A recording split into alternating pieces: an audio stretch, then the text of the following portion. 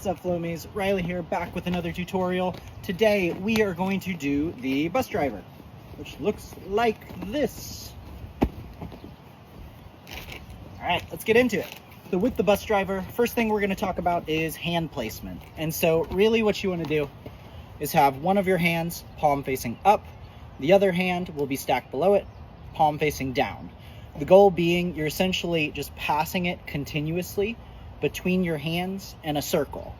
And so here's what that looks like.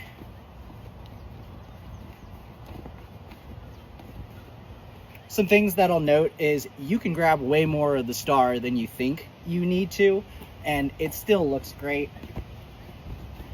And honestly, the slower you do it, the better and the easier it's going to be starting off. So go as slow as possible.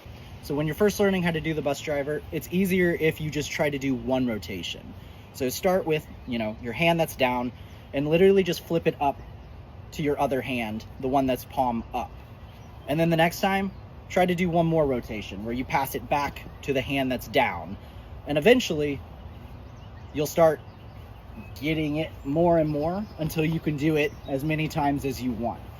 You may feel one of your arms reaching a bit more, which is perfectly okay. They don't need to stay perfectly stacked. I think mine starts separating naturally. But the goal is just to get into a constant rhythm rotation. Something I've seen with bus drivers online that I'm still working on is if I do a bus driver, like you can see the star is like going all around. People who are better at bus drivers make it so it's in isolation and it's almost staying in one location. And I think it's by tracing the entire line of the star, so that you're kind of moving your arms more, but the effect it has is the star actually staying in place, which is pretty cool.